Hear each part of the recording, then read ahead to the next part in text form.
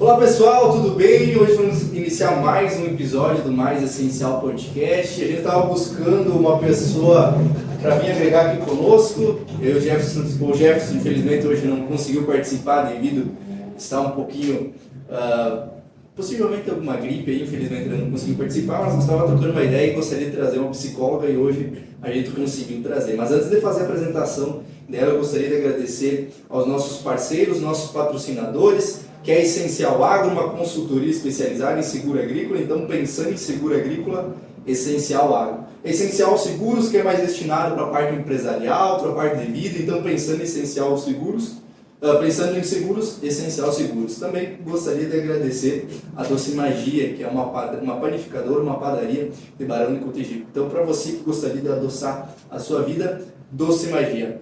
Mas vamos lá, seja bem-vinda, Nadine Piloto Fabiani, isso? Isso mesmo. Psicóloga, obrigado por ter aceitado o nosso convite de vir participar, de expor um pouco sobre como que é esse ramo que precisa muito aqui na nossa região.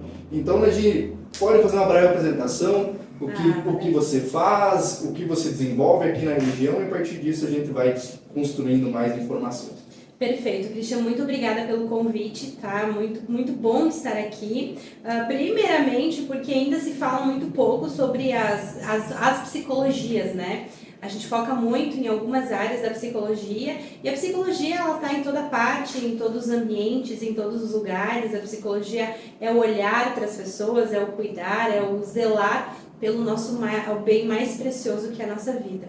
Então, eu sou psicóloga, né, de formação, trabalho na área da psicologia já há alguns anos, então há 20 anos eu vivo a psicologia, atuo na área clínica e na área organizacional. O que são essas duas áreas, né?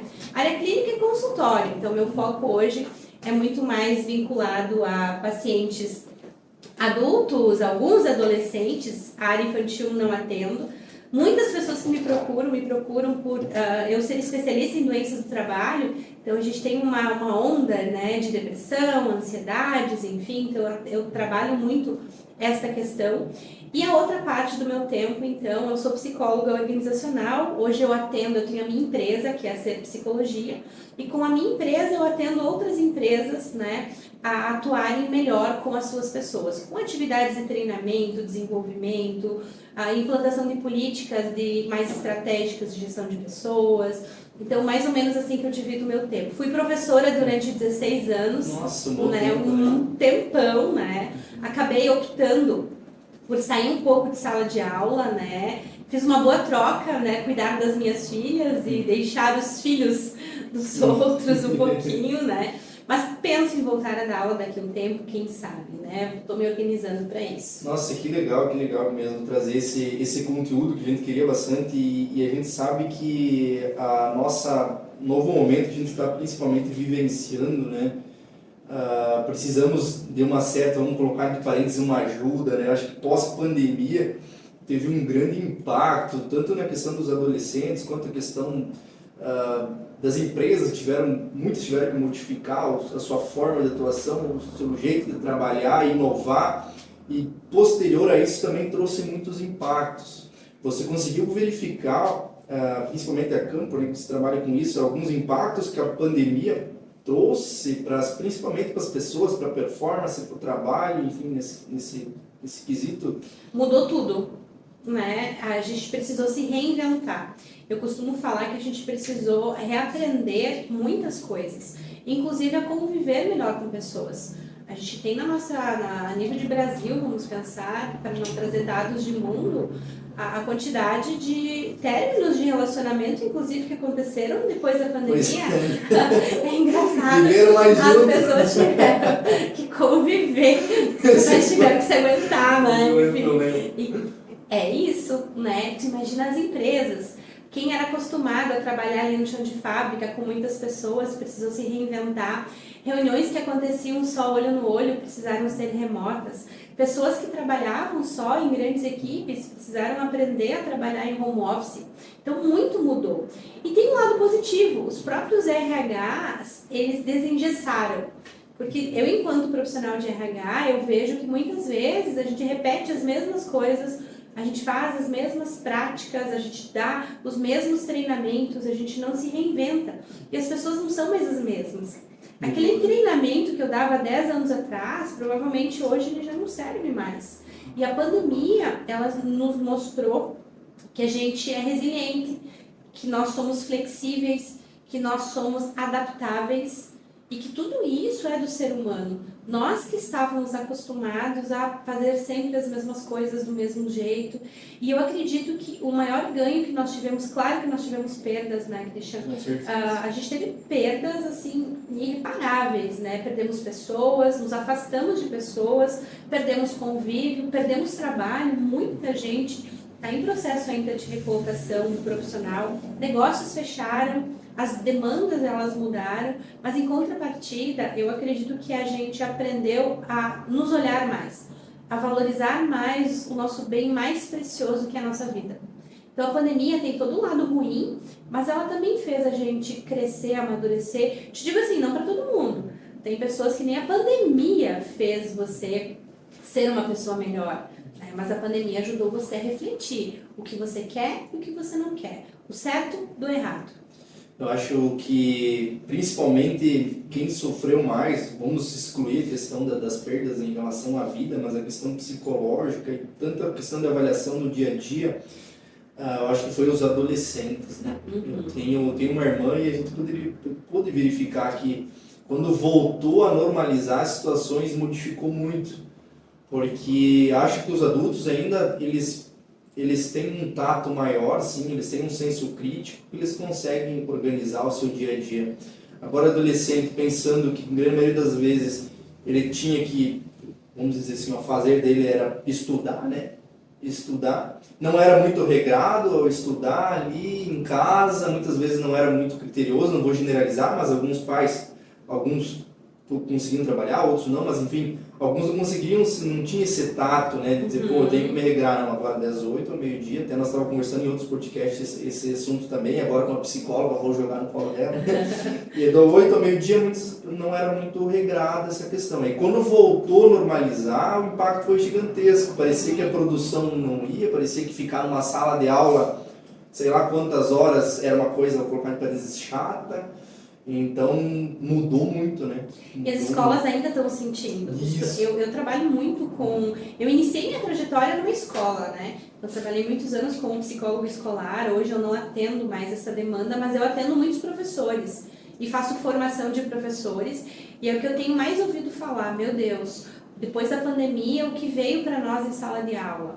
Realmente, a gente tem crianças que desaprenderam de estar em sala de aula, adolescentes mais ainda, porque é difícil estar em sala de aula, é maçante estar em sala de aula, não tem graça estar em sala de aula, porque tu teve que reaprender de outra forma.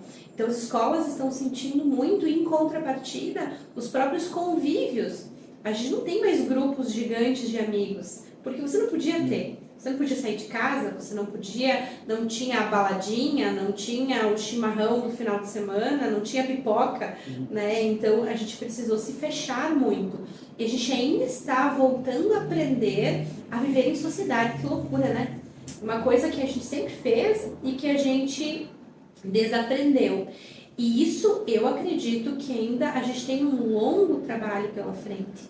Tem bastante coisa ainda para acontecer para a gente voltar a aprender a conviver de forma saudável com as pessoas. Porque tu pode observar, tu falaste da tua irmã que é adolescente, o que os adolescentes fizeram quando, ok, acabou a pandemia, a gente ainda se cuida, né? Mas então vamos sair e fazer tudo.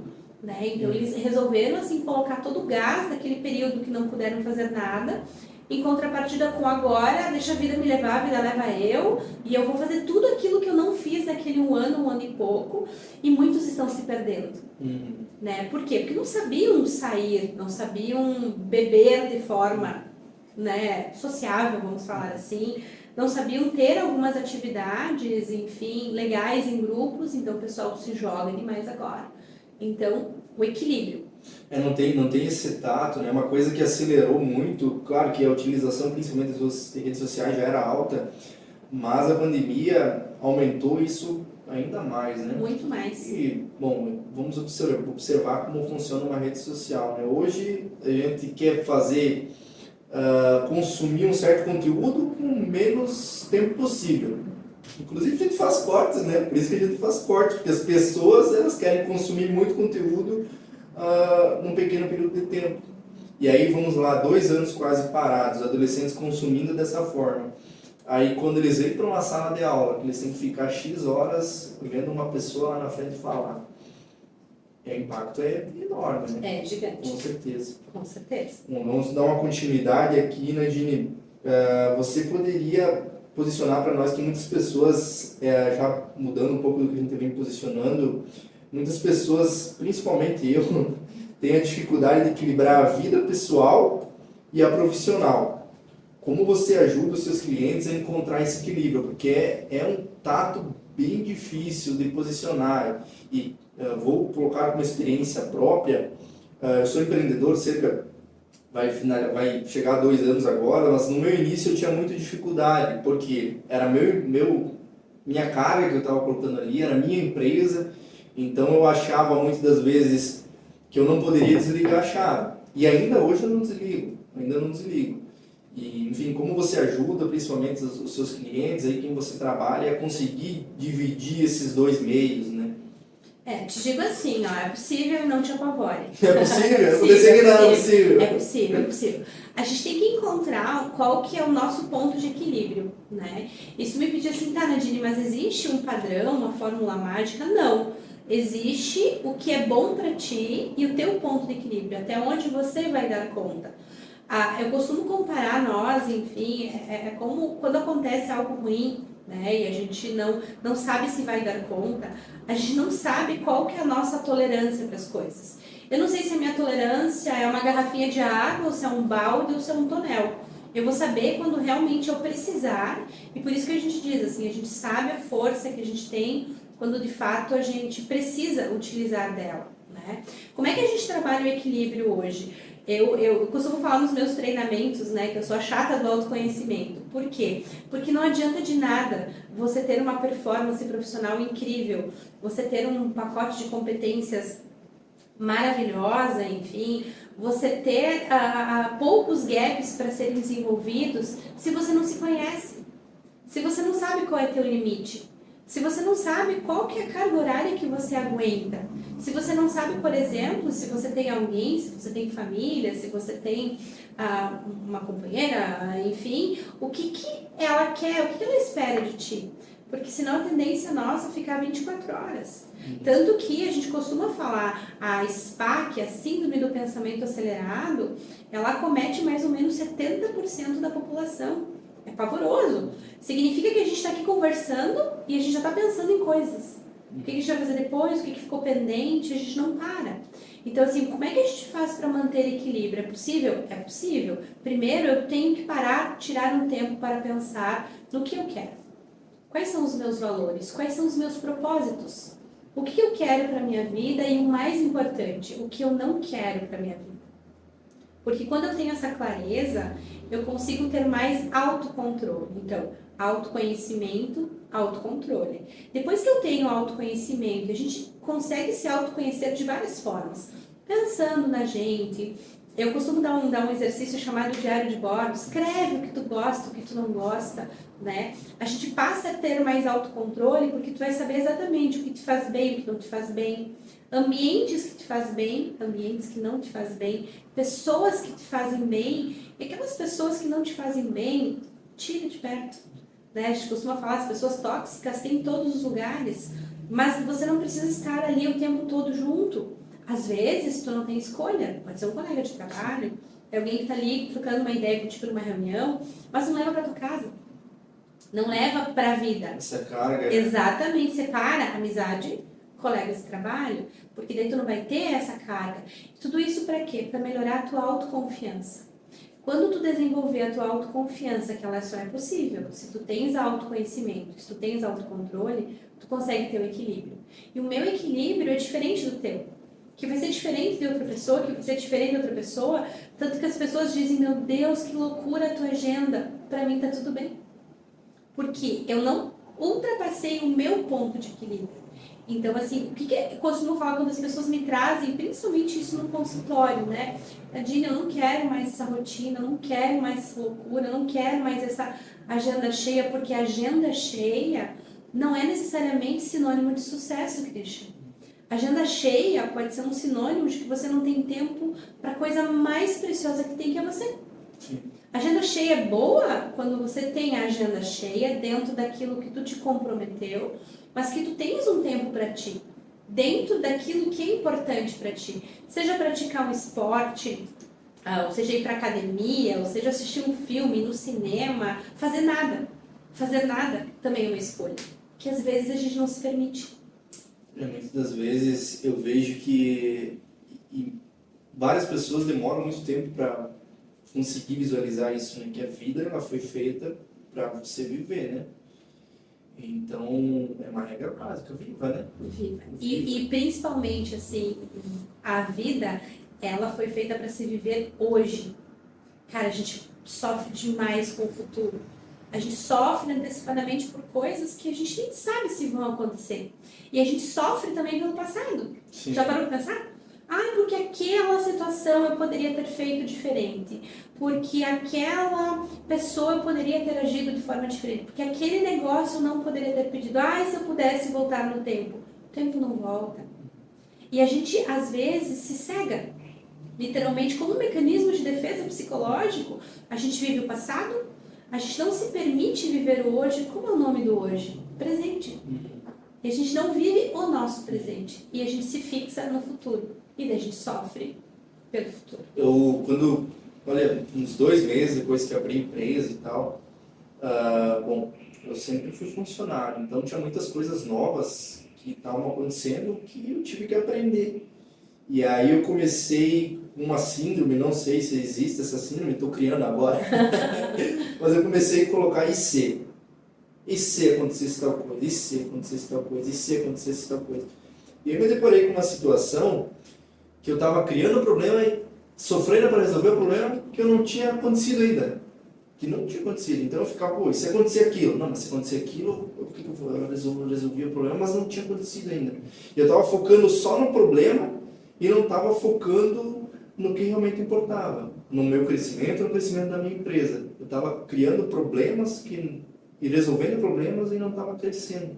Sofrendo antecipadamente. Isso, estava sofrendo, e aí, inclusive eu tinha sócios e tal, e nós também era do mesmo ciclo, e a gente viu que cada um estava sofrendo de uma forma.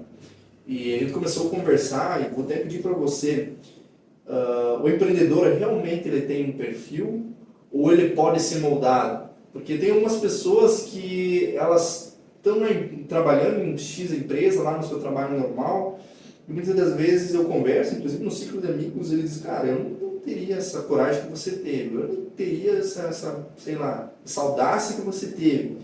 E você acha que realmente é o perfil da pessoa, ou é o ciclo de amizades, ou realmente está na pessoa? É um pouco de tudo.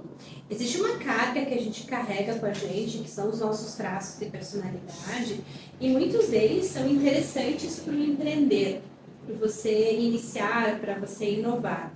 Mas muito do empreender, ou das características hoje de um bom empreendedor, ou de um profissional de sucesso, são totalmente possíveis de serem desenvolvidas, desde que a pessoa tenha um direcionamento.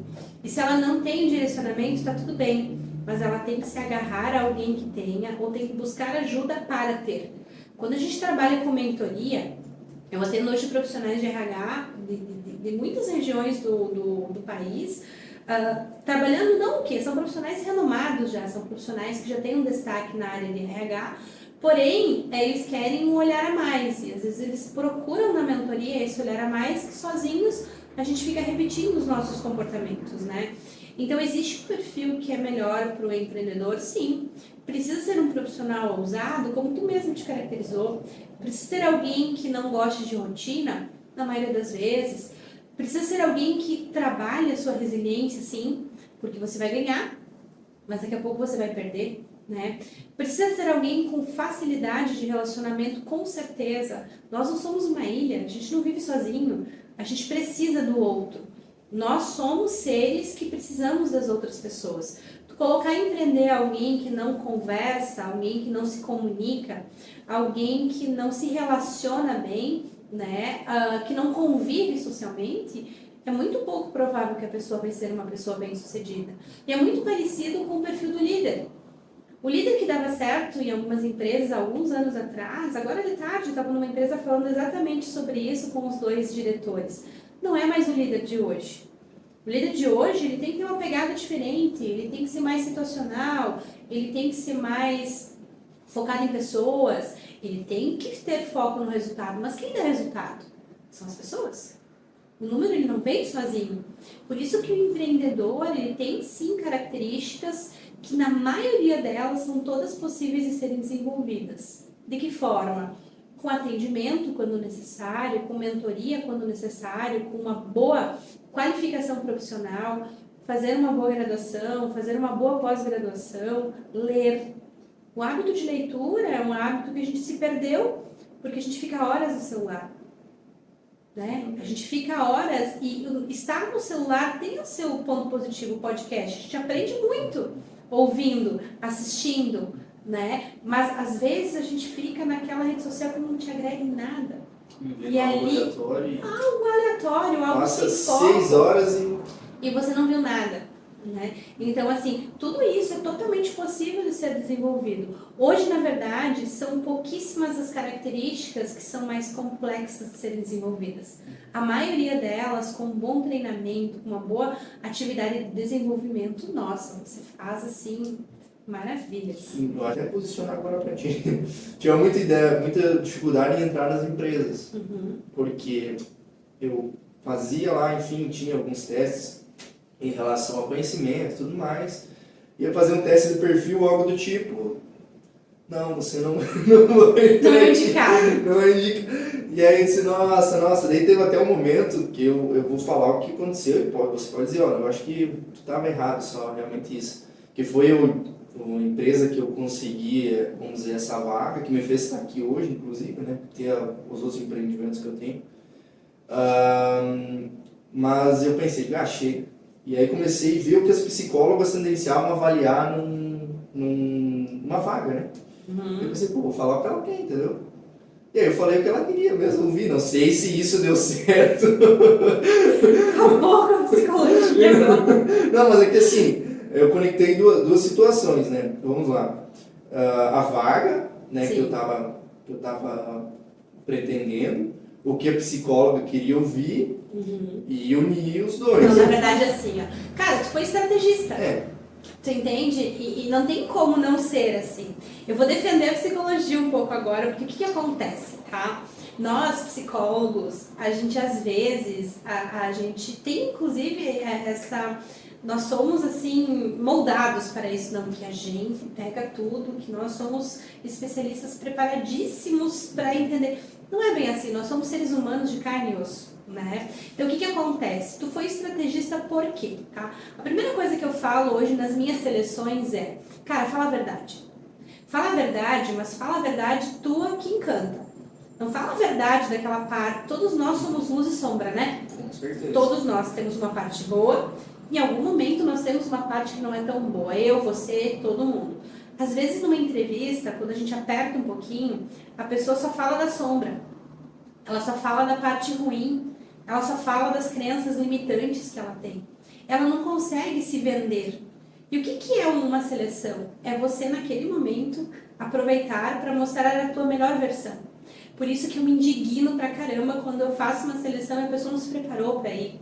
Ou vai de qualquer jeito. Entende? Eu penso, poxa, mandei um e-mail bonitinho, um WhatsApp, convidei, eu falei, nem se importou, veio de qualquer jeito, não trouxe currículo, veio assim, atrasou. Então, assim, é um momento importante. Em contrapartida, muitas pessoas, e pode ser que isso tenha acontecido contigo, as pessoas têm pânico de psicólogo. Vou te dar um exemplo. Essas entrevistas que tu fizeste, ou testes que tu fizeste, e que tu não foi aprovado, tu recebeu o retorno de algum deles? Não recebi. Eu nunca ficava sabendo porque eu não tinha passado, né? Aí que tá. Aí que tá. A gente faz isso com as pessoas. A gente não diz. A gente avalia, a gente percebe que tem algo que não tá legal e a gente não avisa. E se a pessoa repete isso 1, 2, 3, 4, 5, 6, daqui a pouco ela vai entender, nossa, eu sou todo errado? Eu sou toda errada porque eu não passo em lugar nenhum. E hoje a grande sacada, eu digo assim, o pulo do gato do bom recrutamento não é você indicar a melhor pessoa. É você indicar aquele profissional que mais vai se adaptar, que mais vai se aproximar àquela vaga naquele momento. Então, assim, isso é muito difícil. Então, os testes, eles não são tudo, eles são uma base para a gente entender o teu comportamento, entender o teu funcionamento e daí fazer uma escolha um pouco mais segura. Essa é a questão. Porque, eu vou até compartilhar, eu acho que isso acontece na maioria das pessoas. Era uma vaga que eu queria muito, que eu acabei conseguindo, felizmente. Mas eu acho que a maioria das pessoas, quando se coloca para alguma vaga, não sei se ela está 100%, vamos colocar, preparada para aquilo, né? Ela vai ter um medo, né? Ela vai ter um receio. Então, na minha cabeça, tipo, eu não sei se estou 100% preparado, mas eu quero muito.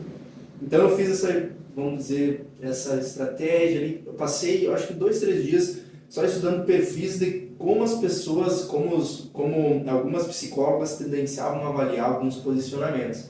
Eu pensei, criei vários ciclos e vou me posicionar. Novamente passei, né? Quando eu fui para conversar com o diretor da empresa, pensei da mesma forma, ela vai criar algum posicionamento para fazer alguma avaliação específica. Porque queriam algo empreendedor também, que trabalhasse com ele, porque precisava ser muito, vamos dizer assim, ter uma visão um pouco mais diferenciada, né? Porque era um emprego totalmente fora da curva que normalmente é as contratações. E aí eu jogava muito pôquer, trabalhei, para isso novamente, quem joga pôquer profissionalmente sabe que é um trabalho, mas fiquei cerca de 2 anos jogando pôquer. Então tem um estudo gigantesco por pôquer, empreendedorismo, gerenciamento, e eu pensei, vou falar a verdade para ele que eu jogo pôquer e vou explicar. Vai chamar muita atenção dele, né? E foi isso que eu fiz. Ele pediu, falei, eu jogo pôquer, e aí quando eu falei jogo pôquer, chamou muita atenção deles. Nossa, o cara joga baralho. E aí eu contei toda uma história, como funcionava, e felizmente deu no outro dia, ele já me ligou e acabou com o Mas mais uma vez, qual foi o teu diferencial? Tu foi estrategista. Novamente. Tu entende? Tu não mentiu. Tu usou da tua melhor versão para que isso aparecesse. Só que isso não é regra. O que acontece? Eu vejo candidatos, às vezes, eu em muitas situações eu faço defesa de concurso público quando tem avaliação, e daí tu passou no concurso, tem avaliação psicológica, deu ruim, né? Na Gine, salva. Eu não salvo ninguém, eu refaço a avaliação, e se realmente tu tiver com dificuldades, eu vou te dizer que tu não está apto. Em muitas situações tem bancas que dá inapto para a maioria, justamente para a pessoa entrar com recurso. E daí qual que é o papel meu enquanto uma segunda avaliadora? É tentar extrair de ti a tua melhor versão. Num ambiente, de repente, menos ansioso, sem tanta pressão. Então, em muitas situações, a gente fica tentando entender o que a psicóloga vai perguntar, o que ela vai falar, como é que vai o teste, e o que acontece, né? Você fica pior ainda, tu vai ficar ansioso. E se você ficar extremamente ansioso, um pouco de ansiedade é boa, mas extremamente, isso vai te deixar vulnerável emocionalmente, que é uma das coisas que mais tira pessoas das seleções. Quem que é alguém vulnerável na sua empresa? Quem que é alguém estável do lado? Quem que é uma bomba relógio, como a gente fala o tempo todo? Uma pessoa totalmente altos e baixos, enfim. Então, às vezes fica tão bitolado ao teste, ao que a psicóloga vai perguntar, que tu se esquece que está nas tuas mãos mostrar a tua melhor parte. Isso não é difícil. E eu te entendo que às vezes tem colegas, às vezes a gente costuma dizer, nossa, pega leve. Eu mesma, eu procuro sorrir numa avaliação, eu cumprimento as pessoas. Deixar mais confortável. Deixa o ambiente confortável, dá uma balinha, oferece uma água, oferece um café se tiver, deixa a pessoa se sentir, gente, tá tudo bem, é só uma avaliação, é uma conversa. Como a gente está conversando aqui? Assim pode ser uma entrevista. Não quer dizer que tem que ser aquela coisa formal, engessada. A gente mudou um pouco esse jeito a gente desengessou um pouco a psicologia, principalmente de recrutamento e seleção. E Nadine, outro posicionamento que eu via muito lá atrás, não sei como você falou, mudou muito, e faz um tempo, faz cerca de 6 anos que eu fiz isso. A forma de você se posicionar, a forma de você sentar, a forma de você olhar é realmente avaliado. enfim, tem algum grau ali durante uma entrevista de emprego ou não tem? É observado, sim. A nossa linguagem corporal, cara, ela é muito importante. Ela é muito, tanto que tem vários livros renomados, o corpo fala no trabalho. Então, assim, sim, é importante. Porém, o psicólogo não vai estar te examinando, assim, clinicamente, tudo, cada detalhe. Aí, cruzou a perna, é isso. Cruzou os braços, é isso. Não, não é assim. Olhou pro lado, menos 10 pontos. Exatamente, perdeu uma estrelinha. Não, não é assim. Mas, assim, quando você está numa entrevista, de preferência, olhe para a pessoa que está conversando contigo, né? Não vai atender o telefone, não vai ficar olhando no relógio, né? Presta atenção, não fica olhando para nada. Daqui a pouco você conversa com a pessoa está em Nárnia, lá olhando pro teto. Até soa uma coisa, sabe? Essa pessoa não está entendendo, tá? Então, assim, não é a linguagem corporal, enfim. O jeito de sentar, claro que a gente observa, né? Quando a gente está numa entrevista de emprego mais formal, você não vai sentar como se estivesse no sofá da tua casa. Você vai sentar de uma forma mais formal. As vestimentas também. As pessoas dizem, porque existe uma regra. Não existe regra. A gente só tem que ter cuidado de qual local que a gente está indo, como esse público se veste, como vai ficar confortável. Não adianta eu falar, por exemplo, para tem uma paciente, né, que o sonho dela é entrar no processo seletivo de uma cooperativa, né? Ela não usa salto, ela não gosta de usar salto, ela não sabe andar de salto. E ela me trouxe na última sessão, Nadine, eu desisti porque todo mundo que tá lá usa salto, eu disse todo mundo, vírgula. Quem sabe porque aquele é o estilo. Se você usar uma roupa tão bonita quanto, com uniforme, com uma sapatilha, com um saltinho mais baixo, com um tênis que não é tão esportivo, tu também vai ficar muito bem alinhada. Tanto que nós temos marcas super renomadas de calçados, não vou falar aqui para não esquecer nenhuma, e que hoje eles têm uma pegada mais informal, do tênis com um saltinho, da sapatilha que já tem um metal, um enfeite, tira da tua cabeça isso, não está escrito em lugar nenhum. Agora, que o salto, ele te deixa mais, uma postura mais bonita, sim, eu não vou te dizer que não, mas você não vai perder espaço. Agora, se você for numa entrevista em tal ambiente, todo mundo de salto e você tá com um tênis de academia, aí realmente o problema não é o salto, o problema é a tua falta de noção no geral. E para entrevista de emprego, eu costumo assim, sempre orientar, não é necessário você comprar uma roupa nova, não é necessário você vestir uma roupa de marca, nada disso. Você tem que estar bem alinhado, com a roupa limpa, preferencialmente passada, né, não, porque às vezes tu bate, lava, bate e se veste tudo amarrotado, enfim, com o calçado limpo, tu entende? Com a pele limpa, com o cabelo limpo, com a unha limpa, tu entende? É só isso, não precisa nada mais. Os excessos, inclusive, Christian, eles atrapalham. Tu vai pra uma entrevista de emprego mega maquiada daqui a pouco, Exato. Isso não vai ser tão legal pra ti, entende? Então, bom senso. E sempre assim, o que eu tenho falado em todas as oportunidades que eu tenho tido de entrevista, de bate-papo, de conversa, assim, a entrevista é um evento muito importante. Você está sendo convidado para você mostrar a tua melhor parte. Faça bom uso desse momento, porque quem sabe não vai ter um segundo momento. Não é o momento de você falar mal da tua empresa anterior. Não é o momento de você falar mal num colega que tu teve, ou de você ficar se justificando com qualquer coisa que lhe é perguntado. É o momento de você falar de você falar da tua melhor parte. Muitos psicólogos ainda perguntam, me fala uma força e uma fragilidade. Falar uma fragilidade, cara, não é fácil, você tem que ter muito autoconhecimento para isso, muito. Né? Mas assim, fale de uma fragilidade porque todos nós temos. Se tu falar pro psicólogo, não tenho nenhuma, ele vai dizer, sai do processo, já tá fora, porque todos nós temos. Mas fale de algo que não vai te prejudicar.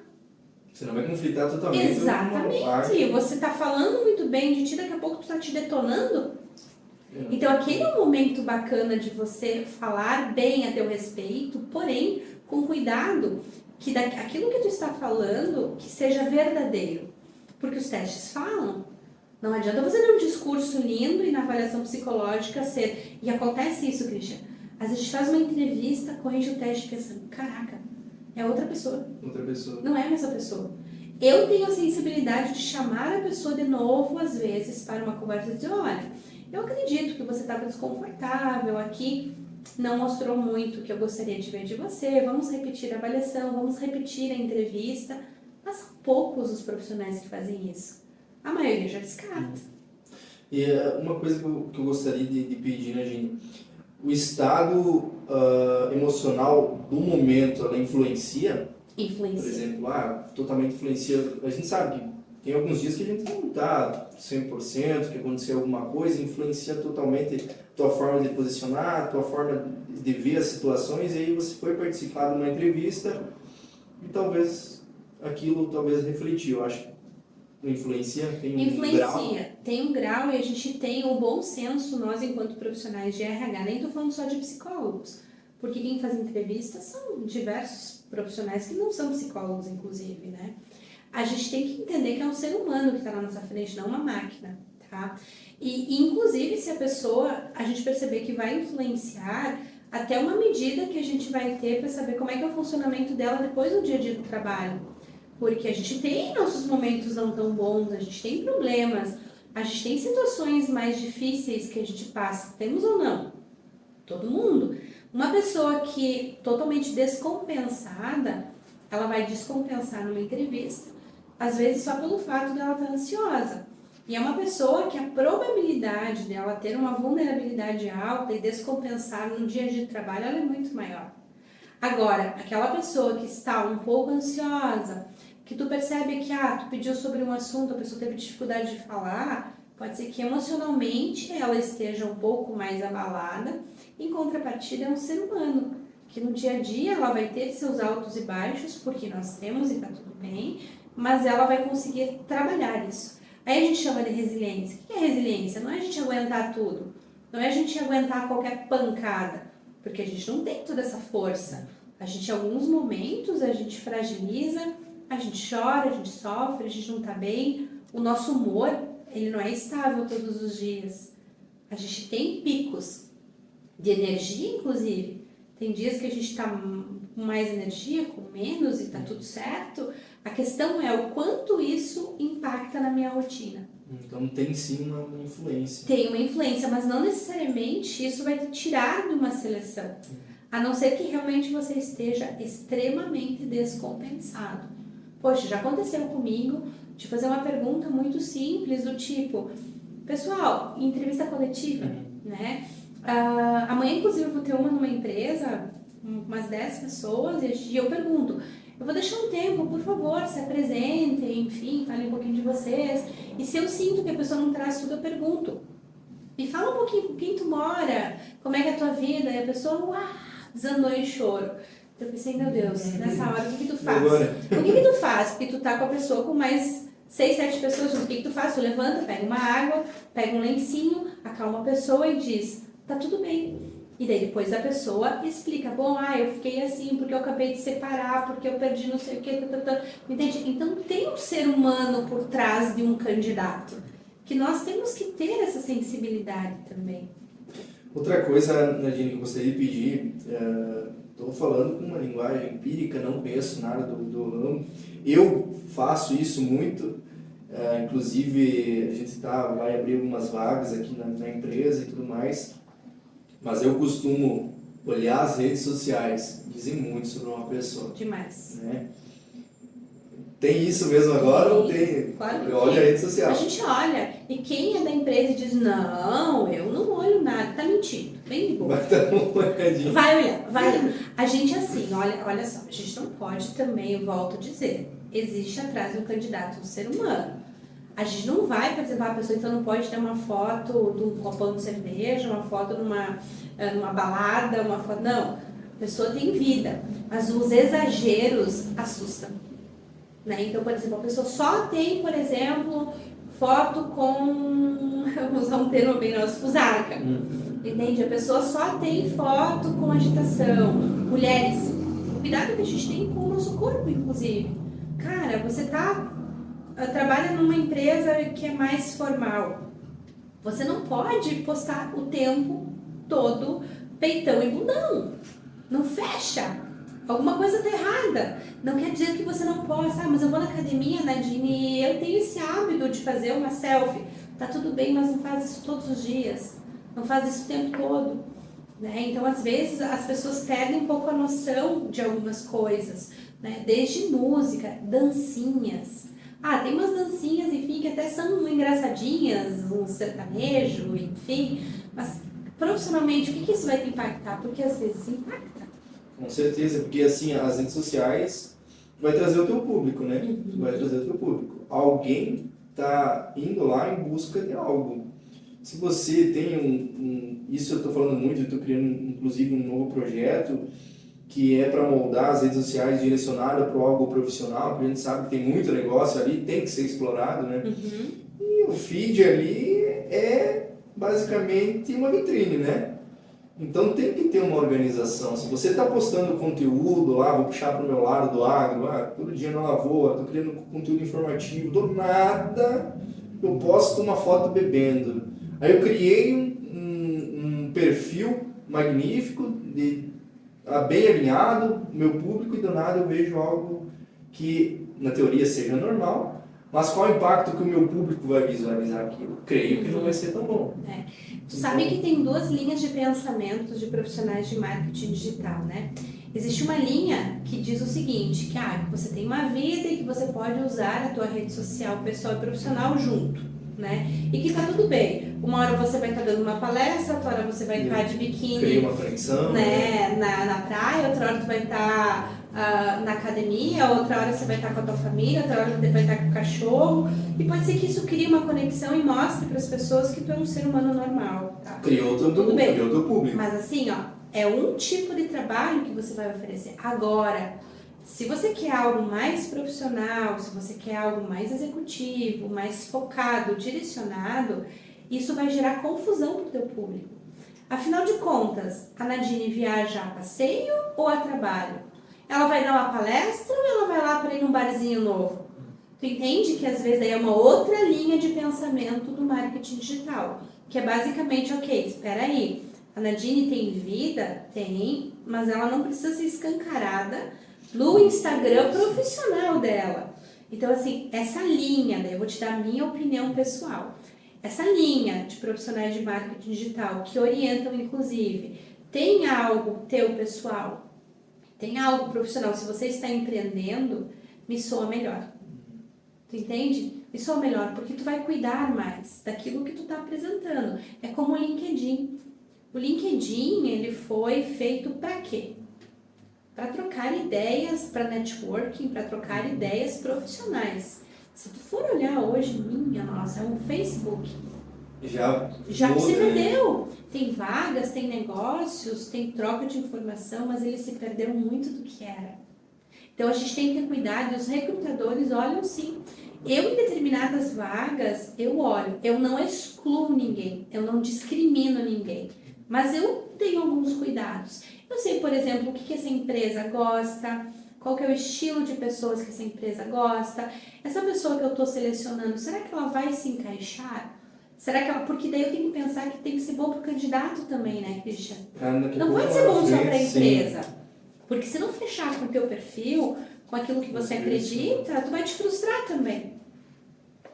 Realmente eu acho que essa questão das redes sociais, ela tem ganhado um grande repercussão. Agora todo mundo está utilizando, ele deve ser utilizado de uma forma para te auxiliar do lado profissional também. Precisa disso. Você consegue alavancar, hoje tu cria um Reels, simplesmente pode ter, sei lá, puxar para o meu lado agro ali, 15, 20 mil visualizações, que é muita pessoa vendo o teu conteúdo. Então utiliza isso para benefício, né? Agora eu toda hora talvez produzindo algo que não seja bom para o meu perfil, e muitas das vezes nem se conecta com o que realmente você é. Então, quando cria uma rede social, pensa em atingir certo público. Pensa o que as pessoas vão visualizar com aquilo que você está produzindo. Pode ser ruim, pode ser mal, mas enfim, o foco sempre é alavancar o seu lado profissional.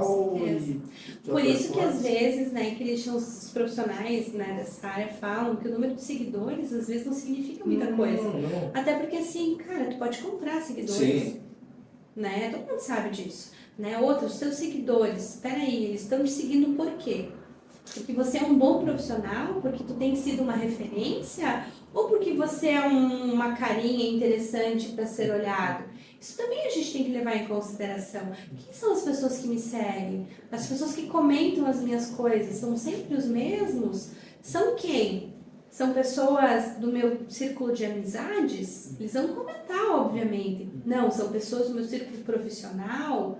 Então, assim, tudo isso merece um olhar diferente. Mas nós olhamos sim, Uma né? visualização, acho que é interessante, às vezes Com você certeza. está escancarando ali, por isso que tem que ter um cuidado, principalmente com o que você está produzindo da sua própria vida, né? Com certeza. Da sua própria vida. Mas vamos continuar, começamos lá, se direcionamos, já saímos para E vai sociais. Vamos voltar um pouco sobre o que a gente tinha pautado. Gostaria de fazer uma pergunta bem interessante, Nadine. O que você considera como os principais obstáculos que impedem as pessoas a alcançar a performance que desejam no trabalho? Como elas podem superar esses obstáculos? A gente sabe que tem bastante, principalmente em cargos onde se destina um pouco mais de tato crítico, de senso crítico. Então eu gostaria de pedir para ti quais são os seus obstáculos e o que você direciona mais ou menos para, enfim, quem busca seu conhecimento para ajudar, né? Então, volto a falar do autoconhecimento, né? Quanto mais tu te conhece, menos obstáculos tu vai ter, e se tu tiveres obstáculos, tu vai conseguir superar tranquilamente, tá? O que a gente vê hoje, enfim, quais são os principais obstáculos?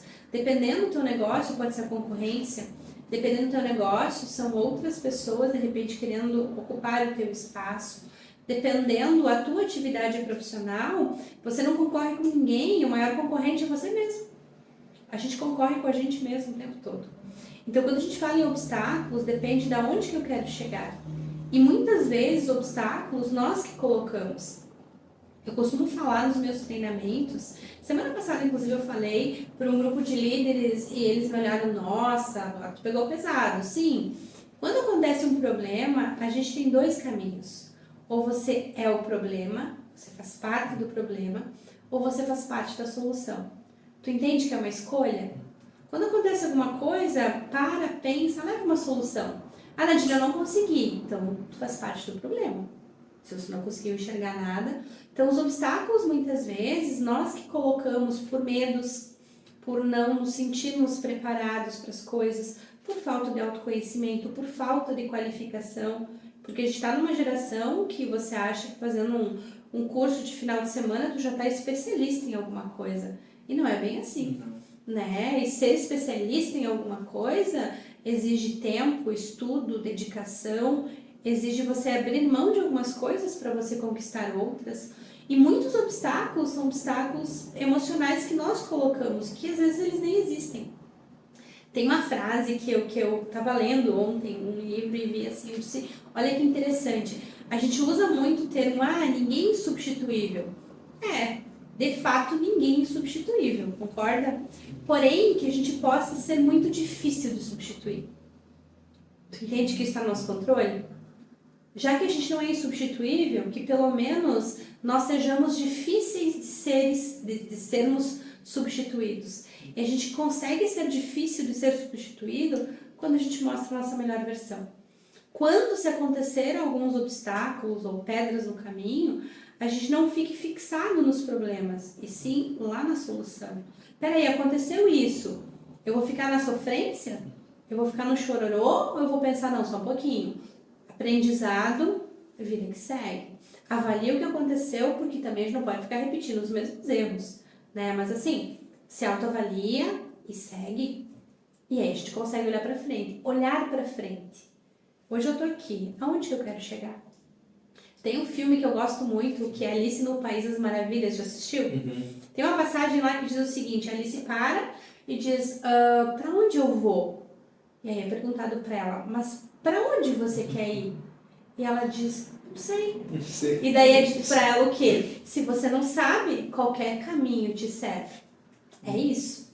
Quando a gente não sabe pra onde a gente vai ir, qualquer coisa que nos oferecer tá legal, mas pode ser horrível também. E esses são os obstáculos que nós próprios colocamos na nossa carreira, na nossa vida, nas nossas escolhas. o medo de fazer boas escolhas, o medo, inclusive, de não se permitir se arrepender e, quem sabe, ter que dar um passo para frente, um para trás, e tá tudo bem, para que você ajuste algumas coisas. Que legal, muito bom mesmo, Nadir.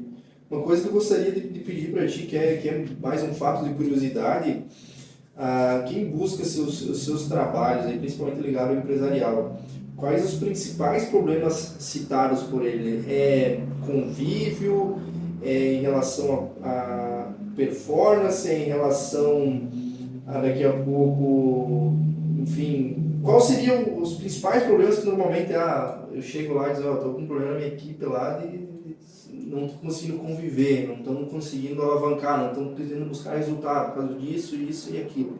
Qual seria o principal desses? Tem 2 públicos que me procuram. Se eu pegar meu WhatsApp hoje, tá uma loucura. Eu deixei umas 20 pessoas sem resposta ainda, tá? Mas eu respondo todo mundo, tá?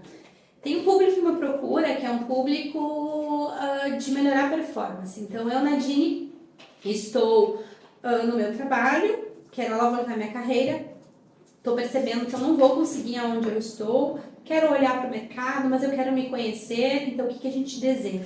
Eu faço um mapeamento de competência, é muito legal isso, porque eu utilizo alguns testes e a gente utiliza uma entrevista direcionada, baseada em competências, e que com isso eu consigo montar um relatório sobre a performance da pessoa. Exatamente um gráfico, alguns gráficos com todas as características, gaps da pessoa. Tu é bom em comunicação, tu tem dificuldade de relacionamento, mas tu é bom em liderança, mas tu tem dificuldade, por exemplo, de posicionamento, por exemplo, tá? E daí a gente monta esse relatório e trabalha com a pessoa no seu PDI, que é o Plano de Desenvolvimento Individual. É incrível. O resultado é muito bom, por quê? Porque as pessoas passam a se olhar de forma diferente a partir dos olhos de alguém que está avaliando e eu consigo traçar metas a curto, a médio e a longo prazo para a minha carreira ou para a minha vida pessoal. É um público que me procura. Geralmente quem são? Pessoas que já estão bem colocadas e que querem melhorar, que querem alavancar a sua carreira. E outro público que me procura são as empresas. Dificilmente uma empresa que tá tudo legal vai me dizer, nossa, Nadine, vem aqui tomar um café, tá tudo certo, eu só quero te contar uma coisa positiva. Quando as empresas me procuram é porque a rotatividade está alta, porque tem conflitos no ambiente de trabalho, porque as pessoas não conseguem mostrar a sua melhor versão, então as pessoas não têm, por exemplo, assim, não tem atividade de desenvolvimento, ou porque não tem nada estratégico, ou porque as pessoas, ou porque a empresa não tem, por exemplo, um programa de benefícios legal, não tem um plano de gestão da remuneração, porque a integração da pessoa na empresa não é tão bacana, o onboarding, na verdade, que é como a gente recebe as pessoas, não é tão legal. Então, geralmente, quando eu inicio nas empresas, eu sempre proponho fazer um diagnóstico, né? Que é como a gente ir no médico fazer um check-up. A gente faz a mesma coisa na empresa. São algumas questões, são algumas observações que a gente faz com gestores, líderes, RH, direção. Eu conheço o ambiente para, a partir disso, eu fazer uma leitura, num primeiro momento, neutra e propor melhorias a partir das minhas vivências, do que já deu certo em outras empresas, e eu acabo personalizando um projeto para aquilo que é melhor para ti naquele momento. Já aconteceu diversas vezes de eu ser contratada por uma empresa para, por exemplo, dar um treinamento sobre comunicação e, na verdade, eu estou lá implantando a avaliação de desempenho. Nada a ver, né? Porque na cabeça deles era essa demanda, estava tudo resolvido. E a gente mexeu um pouco nisso e percebeu que outras demandas surgiram.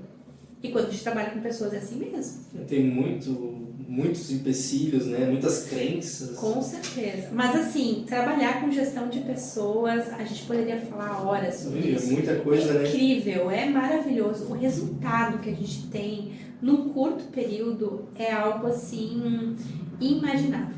E é importantíssimo, né? É onde está o resultado, né? Vou usar até a linguagem da Luana, que ela veio participar aqui, ela falou que o resultado está nas pessoas, né? Lembra que eu te falei isso antes? Não adianta, qualquer empresa quer resultado, e de fato nós precisamos de resultado. Como é que eu vou dar resultado se não tem resultado? Não tem investimento em gestão de pessoas. Com certeza. Tu entende? Em contrapartida, quem que dá o resultado? As pessoas. Os números são as pessoas que trazem. Se eu, por exemplo, não tiver pessoas, e desde a base, numa fábrica, eu não tiver as pessoas motivadas, envolvidas, engajadas, não vai ter produtividade. Se não tem produtividade, não tem entrega. Se não tem entrega, não adianta vender, não adianta ter um comercial bombando se eu não tenho recurso para produzir, se eu não tenho as pessoas bem alinhadas nos seus cargos. Show de bola, muita informação, né, galera? Então vamos parar um pouco o momento para vocês curtir, compartilhar e comentar aí o conteúdo da Nadine aí, que é fantástico, né? Eu falei que ia dar bom trazer uma psicóloga aqui, assim, voltando, Nadine. Você poderia compartilhar conosco algumas dicas para quem deseja melhorar realmente sua performance pessoal, profissional, e que as pessoas podem fazer no dia a dia para alcançar realmente esse objetivo, esse tão sonhado objetivo, né, para quem quer realmente dar esse próximo passo. Com certeza. O mais importante é que você saiba onde você quer chegar. E se você não tiver essa clareza, tá tudo bem, busque ajuda para ter essa clareza. Se você não consegue buscar ajuda, porque, Nadine, eu não vou investir nisso agora, não me sinto preparado para falar, tem gente que não gosta de falar da sua vida, das suas escolhas, comece a anotar. Pega um bloquinho, pega um caderno, uma agenda e começa a colocar no papel coisas que você quer, atingíveis, metas que você tem, propósitos que você tem, sonhos que você tem. A partir daquilo que você coloca no papel, você está projetando um pouco de ti e a probabilidade disso dar certo e realmente ser um projeto mais palpável é muito grande. Outra coisa importante, a gente escolhe muitas coisas na nossa vida, nem tudo está no nosso controle, mas se você puder ter controle sobre as pessoas que estão do teu lado, tenha pessoas boas do teu lado. Tem um autor que diz, né, que muito do que nós somos se refere a cada 5 pessoas que a gente convive, a gente absorve coisas de pelo menos 3 delas. Então, quando a gente tiver a possibilidade de escolher, escolha pessoas boas para estar do teu lado. Pessoas que agreguem, pessoas que fazem a diferença, pessoas que você se imagina, poxa, aquela pessoa me imagino fazendo isso, quem sabe é alguém muito legal para você conversar mais, para você trocar uma ideia, né? Então esse é um ponto que está totalmente no meu controle. No tempo livre que tu tiver, te permita fazer o que você quer, que pode inclusive ser eventualmente não fazer nada. Sim, é uma opção. É uma opção também. Mas quando você tiver um tempo, escolha fazer algo que tenha valor, que te dê retorno, que não seja só para fazer, só para o momento, né? Eu falava com uma paciente que é tomadora de vinho, e eu não sei tomar vinho muito bem não, né? Mas ela me disse assim, Nadine, o tomador de vinho, ele não toma uma garrafa de vinho, ele degusta uma taça de vinho. E às vezes a gente fica tão preocupado em secar uma garrafa que a gente não olha para a taça. A gente não sabe degustar as coisas boas da vida, com calma, com cautela, porque a gente acelera tudo. A gente vai no mercado correndo, a gente vai jantar correndo, a gente sai correndo com os amigos, a gente fala correndo. Parece que está sempre buscando uma felicidade lá na frente, né? Exatamente. A felicidade está onde? Está no hoje. Está no presente. Vira um ciclo, né? Que a gente, eu vi até eu acho que foi no Danilo Gentili, teve um convidado lá que posicionou essa seguinte situação, que na cabeça dele disse, minha felicidade vai ser quando eu tirar minha carteira. Aí foi lá, tirou a carteira, daí a felicidade dele já estava quando ele comprou um carro. Comprou o carro, a felicidade dele quando estava na faculdade. Quando ter filhos, e assim ele chegou a um ciclo que parecia que ele estava sempre correndo atrás da felicidade. Mas como você posicionou, a felicidade não estava no agora, você viver aquela experiência que estava agora. Porque não tem, a vida não tem replay, né? Não tem. E a gente está aqui hoje, a gente nunca sabe, né, qual vai ser o nosso último dia. E que a gente possa viver intensamente todos os dias.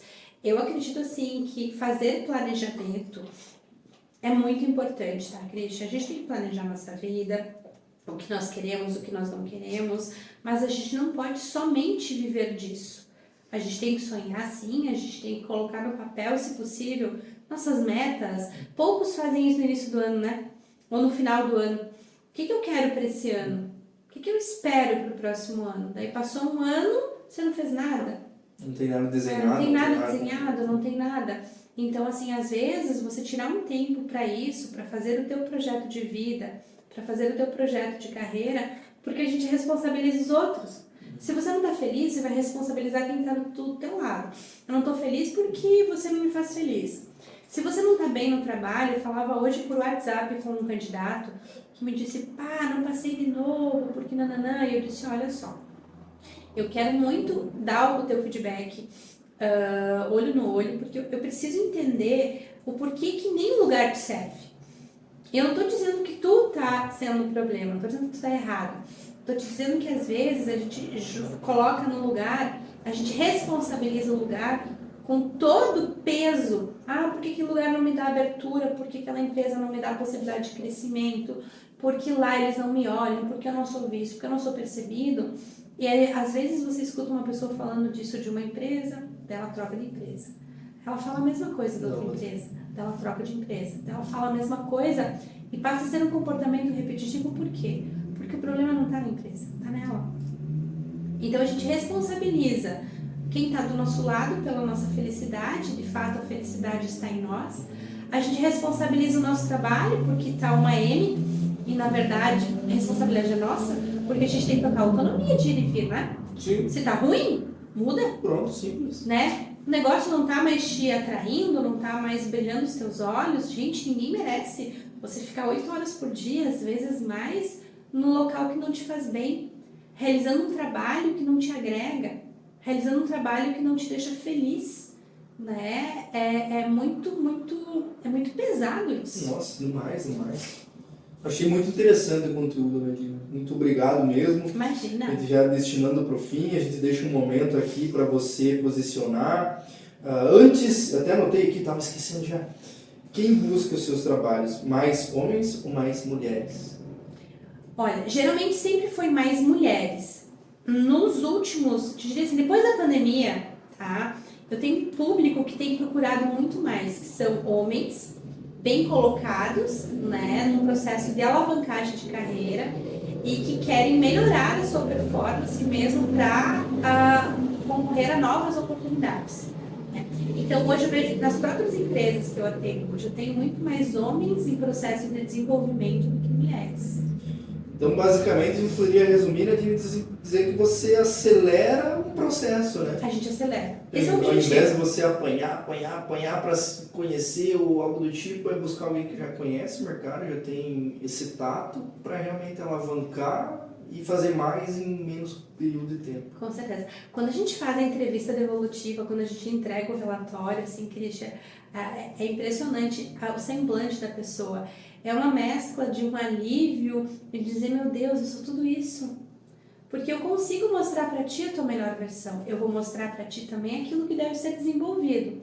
Mas no momento que eu te apresentei com coisas positivas, a tua autoconfiança automaticamente ela eleva.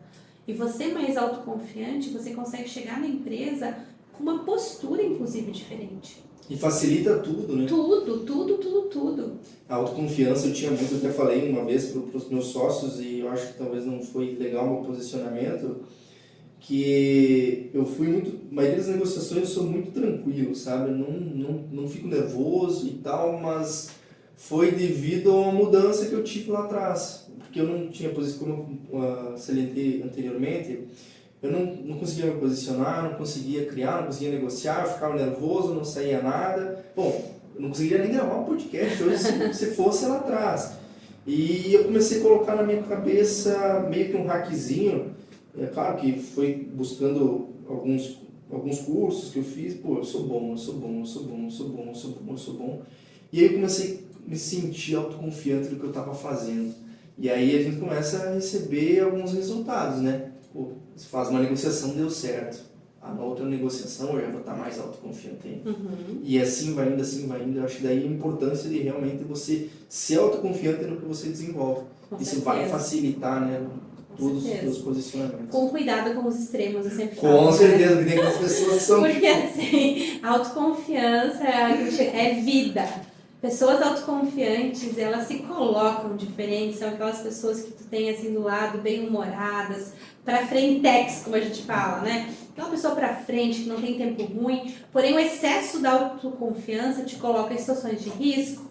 Você acha que tudo pode, que tudo sabe, que não vai acontecer nada contigo, né? Então, assim, voltamos ao nosso início da nossa conversa. Equilíbrio. Equilíbrio. É A importantíssimo, autoconfiança, né? É um dos diferenciais das pessoas de sucesso. Pessoas de sucesso são autoconfiantes.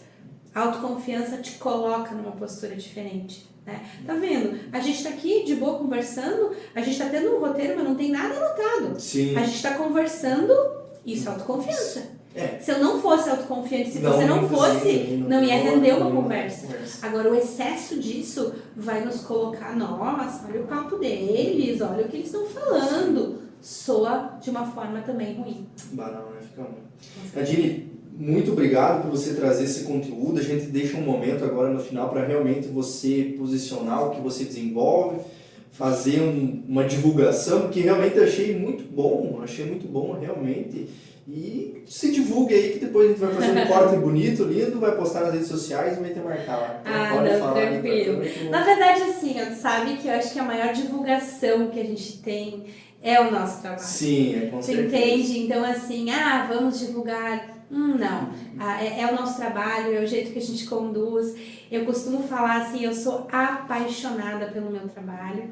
E eu acredito que eu consigo passar isso para as pessoas, seja num atendimento clínico, seja numa consultoria, num treinamento, né? E as pessoas que acabam me procurando ou procurando a ser psicologia, porque nós somos uma empresa que trabalhamos desde captação e seleção de pessoas. Tá? Eu vi que tu vai ter vaga em aberto, a gente pode te ajudar a buscar. A gente tem a parte de ferramentas de gestão de pessoas de forma estratégica, temos a parte de consultoria, temos treinamentos pontuais, palestras pontuais, avaliações psicológicas, né? Então, e a parte clínica que eu não abro mão. Né? Então, é um trabalho bem completo que a gente consegue hoje oferecer. Né? Eu, durante muito tempo, fiquei sozinha na SER e no início do ano convidei uma profissional para trabalhar comigo, que é uma profissional incrível, que está cuidando mais das vagas, a Maitê. Então, assim, nós somos em duas pensando realmente em fazer um trabalho completamente diferente. Acho que falar dele é exatamente isso. É essa Nadine que vocês estão conhecendo, é a Nadine que vai estar dando uma palestra, que vai estar fazendo um diagnóstico, que vai estar atendendo no consultório, e é isso aí.